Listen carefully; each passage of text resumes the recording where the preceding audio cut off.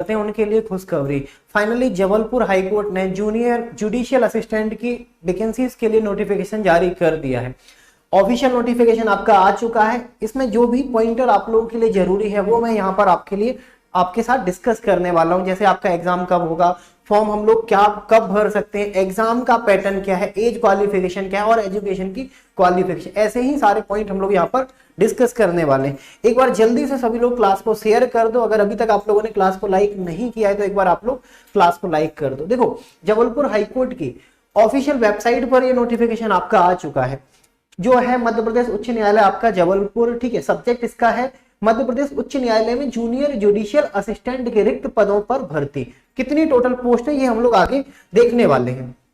देखो, सबसे पहले यहां पर समझना, ऑनलाइन जो आपकी आवेदन भरने की प्रारंभ जो तिथि है वो आपकी 3/12/2022 से रहेगी, मतलब 3 दिसंबर से स्टार्ट हो चुका है। इसके बाद लास्ट डेट कब है, 23 दिसंबर 2022। ठीक है, सुधार कर सकते हो 28 तक। लेकिन सबसे बड़ी जो बात है ना कि आपका एग्जाम कब होगा, हालांकि ऐसा इन्होंने कुछ नहीं बताया कि एग्जाम की डेट क्या है, एग्जाम के लिए उन्होंने कुछ नहीं बताया। लेकिन जैसा इन लोगों ने बताया कि भाई एग्जाम आपका अभी डिसाइड नहीं है, लेकिन 3 से 4 महीने में हो जाएगा। ठीक है, ये चीज देखना। टोटल पोस्ट कितनी है, अगर कंप्लीट पोस्ट की बात करोगे तो टोटल पोस्ट आपकी 40 रहेंगी। ठीक है, जनरल की रहेंगी 21 पोस्टें, ओबीसी की रहेंगी आपकी 4 पोस्टें, एससी की रहेंगी 7 पोस्टें और एसटी की रहेंगी आपकी 8 पोस्टें। ईडब्ल्यूएस का यहाँ पर क्राइटेरिया इन्होंने नहीं रखा है, क्योंकि जबलपुर हाईकोर्ट ही पूरी भर्ती को मॉनिटर करता है, तो इन्होंने ईडब्ल्यूएस को यहाँ पर नहीं रखा है।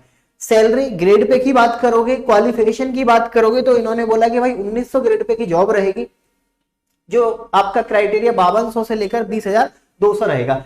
शैक्षणिक योग्यता की बात कर रहे हैं तो जैसा सभी को पता है कि भाई असिस्टेंट की पोस्ट है, मतलब कहीं ना कहीं क्लरिकल लेवल की जॉब है, तो सबसे पहले यहाँ पर आपका ग्रेजुएशन, मतलब आप ग्रेजुएट होने चाहिए। उसके बाद आपका देखो सीपीसीटी का जो स्कोर कार्ड है ना वो आपके पास होना चाहिए। अब सीपीसीटी में भी आपका डाउट आएगा कि सर हिंदी का या इंग्लिश का या दोनों का, तो इन्होंने लिखा है passed typewriting examination in English and Hindi language from any recognised board of shorthand and typewriting examination और valid CPCT score card from Madhya Pradesh agency, जो आपका मैप आईटी कंडक्ट कराता है। मतलब इन 3-4 क्वालिफिकेशन में से कोई आपके पास एक होने चाहिए। दूसरा, 1 साल का आपके पास डिप्लोमा होना चाहिए कंप्यूटर का, मतलब या तो आपके पास पीजीडीसी हो या फिर आपके पास डीसी हो। अगर आपके पास डिग्री है तो भी आप लोग यहाँ पर मान्य हो, भले आपके पास डिप्लोमा नहीं है। ठीक है, सीपीसीटी होगा तभी आप लोग मान्य हो। एज की बात करेंगे ना तो एज का जो क्राइटेरिया है वो 18 मतलब मिनिमम रखा गया है।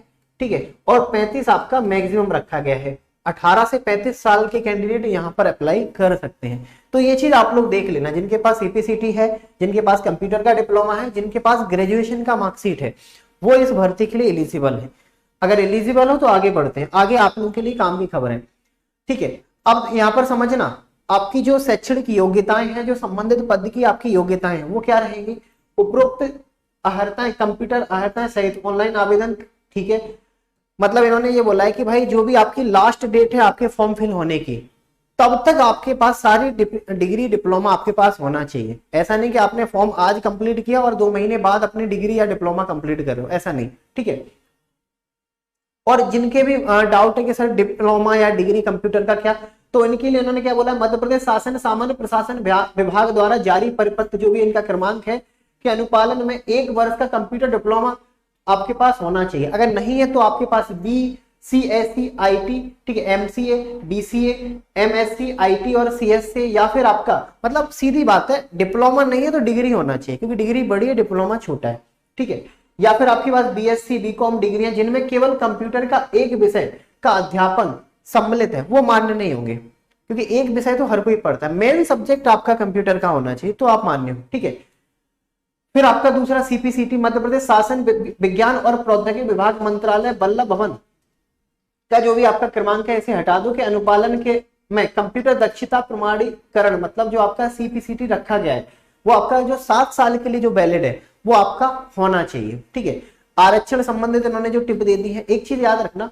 ठीक है, कोई भी नागरिक यहाँ पर डाल सकता है, मतलब भारत का कोई भी नागरिक डाल सकता है। स्टेट का यहाँ पर कोई प्रावधान नहीं कि आप एमपी के ही कैंडिडेट हो, इंडिया में किसी भी राज्य के आप हो तो यहाँ पर डाल सकते हो, आप जर्नल में यहाँ पर फाइट करोगे। ठीक है, आप अपने स्टेट में जो भी कैटेगरी के रहे हो वहां पर आपकी कैटेगरी वहीं पर रहेगी, लेकिन यहां पर अगर आप फाइट करना चाहते हो तो आपको जर्नल से करना पड़ेगा। ठीक है, ये सारी चीजें आपको देखनी है। और आप लोगों के लिए जो काम की चीजें हैं वो ये देख लेना। ठीक है, आवेदन का जो आपका शुल्क है, देखो यहाँ पर जो आपका यूआर कैटेगरी के जो बच्चे रहेंगे या मध्य प्रदेश राज्य के बाहर के जो कैंडिडेट रहेंगे, परीक्षा शुल्क 200 रुपए रहेगा। सेवा प्रदाता जो आपका पोर्टल चार्ज है वो आपका 577 रुपए रहेगा। टोटल मिलाकर आपका 777 लगने वाला है। ठीक है, एमपी के जो मूल निवासी हैं और जो कैटेगरी का लाभ लेना चाहते हैं, जैसे आपका मध्य प्रदेश के जो दिव्यांग कैंडिडेट है या फिर दूसरी कैटेगरी के लोग हैं, तो उनके लिए जो परीक्षा का शुल्क है ना वो नहीं लगेगा। बाकी जो आपका पोर्टल चार्ज है वो रहेगा, मतलब उनका 5777 यहाँ पर आपका 577 यहाँ पर आपका फीस रहने वाला है। ठीक है, ये चीज है। अब समझ लेना, ऑनलाइन आवेदन अगर आप भरते हो तो कौन कौन सी चीजें आपको ध्यान रखनी है। पहली बात, आप खुद से अपना फॉर्म फिल कर सकते हो। किस वेबसाइट पर जाकर करोगे, इन्होंने वेबसाइट भी दे दी www.mpHC.gov.in, यहां पर जाकर खुद से भी अपना फॉर्म फिल कर सकते हो। ठीक है, उसके लिए सबसे पहले आपको एडवर्टाइजमेंट पे जाना पड़ेगा, फिर रजिस्ट्रेशन, फिर एप्लीकेशन, फिर एडिट एप्लीकेशन, यहां से आप अपना फॉर्म फिल कर सकते हो। ठीक है, कोशिश करना गलतियां ना करो, अगर हो भी जाती हैं बाई चांस तो फॉर्म करेक्शन विंडो ओपन होगी, लेकिन कोशिश ये करना कि ना करो कोई गलती। फॉर्म बिल्कुल आप लोग सतर्कता से भरना। परीक्षा का देखना आपकी परीक्षा कैसी होगी। तो देखो टोटल आपकी 100 मार्क्स की परीक्षा होगी। अब इसका सिलेबस क्या होगा, एग्जाम का पैटर्न क्या होगा, ये भी इन्होंने आगे क्लियर करके बोला है। यहाँ पर देखो आपका एक चरण में ऑनलाइन पेपर होगा और पूरा आपका 100 अंकों का पेपर होगा। कौन कौन से सब्जेक्ट होंगे इसके लिए इन्होंने यहाँ पर बिल्कुल आपको क्लियर बोला है कि देखो जूनियर जुडिशियल असिस्टेंट का जो पोस्ट है ना, इसमें आपका हिंदी का टाइपिंग होगा। ठीक है, 300 वर्ड आपको टाइप करने हैं, 40 नंबर इसमें आपको मिलेंगे और यहाँ पर 10 मिनट का आपको समय दिया जाएगा। इंग्लिश की टाइपिंग 350 वर्ड टाइप करने, इसका भी 40 नंबर आपको मिलेगा और 10 मिनट का यहाँ पर भी समय दिया जाएगा। फिर रहेगा आपका जर्नल इंग्लिश और कंप्यूटर नॉलेज, इसमें आपको 20 नंबर के क्वेश्चंस पूछे जाएंगे एमसीक्यूज फॉर्म में। 20 मिनट का यहाँ पर आपको समय मिलेगा। टोटल काउंट करोगे 100 नंबर की जो आपकी परीक्षा होनी है वो केवल 40 मिनट में संपन्न हो जाएगी। तो ये चीज आप लोग देखना है, ये इनके एग्जाम का पैटर्न है। इस पैटर्न के आधार पर आपका एग्जाम होगा। 100 क्वेश्चन 100 नंबर 40 मिनट में। टाइपिंग के भी आपको यहाँ पर, और इंग्लिश की टाइपिंग की बात करोगे तो 35 वही निकलेगा। 350 वर्ड अगर आप 10 मिनट में टाइप करते हो, 35 वर्ड पर मिनट। हिंदी की बात करोगे तो 30 वर्ड पर मिनट। दोनों टाइपिंग आपको आनी चाहिए, यही आपका पूरा पेपर है।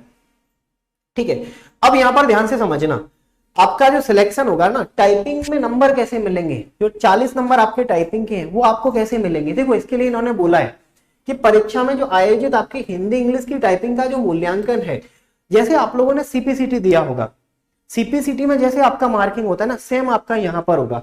इन्होंने बोला है कि भाई आपको जो 10 मिनट का समय दिया जाएगा टाइपिंग के लिए, इसमें अगर आप कोई भी वर्ड छोड़ देते हो, जैसे कोई वर्ड आपसे छूट गया या कोई वर्ड आपने गलत टाइप कर दिया, तो इसके लिए ना आपका 0.50 कट हो जाएगा, मतलब एक तरीके से माइनस हो जाएगा। ठीक है, और आप जितनी बार भी बैक स्पेस यूज करोगे, जैसे कोई गलत वर्ड आपसे टाइप हो गया, आपने बैक स्पेस तुरंत दबाया, तो एक बैक स्पेस का आपको यहां पर 0.10 यहां पर कट हो जाएगा। मतलब अगर आपने 10 बैक स्पेस यूज करे तो 0.10 मतलब एक नंबर आपका यहां पर कट हो जाएगा। ठीक है, तो इन चीजों का थोड़ा सा ध्यान रखना। यही आपका पूरा मार्किंग स्केल है, ये वाला पॉइंट नंबर 4। इसे ध्यान से आप लोग समझना, क्योंकि मेन इसमें है टाइपिंग।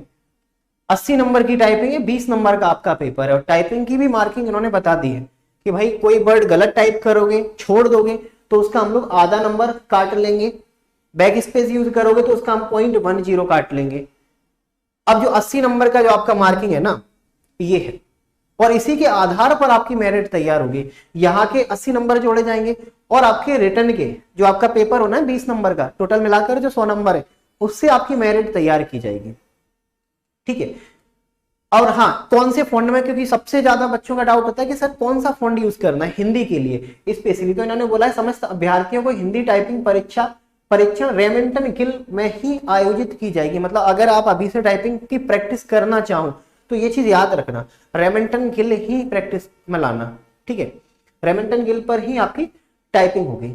ये चीज आपकी यहाँ पर देखे रखी। और भी आप देख सकते हो, जो आपका मेन था ना, यही था, क्योंकि यहाँ पर देखे रखा है कि 40 मिनट में आपका आपका जो पेपर है वो समाप्त हो जाएगा। वो 40 मिनट में कैसे, इसके लिए इन्होंने पॉइंट नंबर 3 को बताया है कि ऑनलाइन टाइपिंग परीक्षण अभ्यर्थियों को 10 मिनट में लगभग 300 शब्द हिंदी में टाइप करने हैं, ठीक है, एवं 10 मिनट में लगभग 350 वर्ड इंग्लिश में टाइप करने हैं, जिसके लिए 40-40 अंक निर्धारित किए जाते हैं। इसके पश्चात अंग्रेजी और कंप्यूटर ज्ञान में ऑनलाइन आपका एग्जाम होगा, जिसमें आपको 20 नंबर मिलेंगे, और इन सब के लिए आपको टोटल यहाँ पर 40 मिनट मिलने वाले हैं। टोटल 40 मिनट, ये आपका एग्जाम का पूरा पैटर्न देके रखा है। बहुत बड़ी अपॉर्चुनिटी है, हालांकि पोस्ट बहुत कम है, लेकिन फिर भी काफी समय से ये भर्ती नहीं आई है। 40 पदों पर भर्ती है, ये भी चांसेस है कि आगे बढ़ जाए, ये भी चांस है कि नहीं भी बढ़े, लेकिन एटलीस्ट वैकेंसी आपके सामने है। काफी सारे बच्चे हैं जो हाईकोर्ट में जाना चाहते हैं और शुरुआत से ही टाइपिंग की प्रैक्टिस स्टार्ट कर देते हैं, तो उनके लिए गोल्डन अपॉर्चुनिटी है, क्योंकि यहाँ पर जो है वो मेन है आपका टाइपिंग, ठीक है, मेन आपका यहाँ पर टाइपिंग रहेगा। ये आपका पूरा फॉर्मेट है, और भी अगर आपको इनके संबंधित जो जानकारी चाहिए वो आपको यहाँ पर मिल जाएगी। हालांकि जो आपके एग्जाम के लिए जरूरी है वो यहाँ पर आपको मैंने बता दी। अब सबसे बड़ा सवाल कि सर इसका जो खतरनाक सा इन्होंने सिलेबस दिया है ना, और मैंने उसकी टाइपिंग, उसकी प्रैक्टिस आप लोग कहाँ करोगे? तो इसकी प्रैक्टिस के लिए सबसे पहले आपको करना क्या है, देखो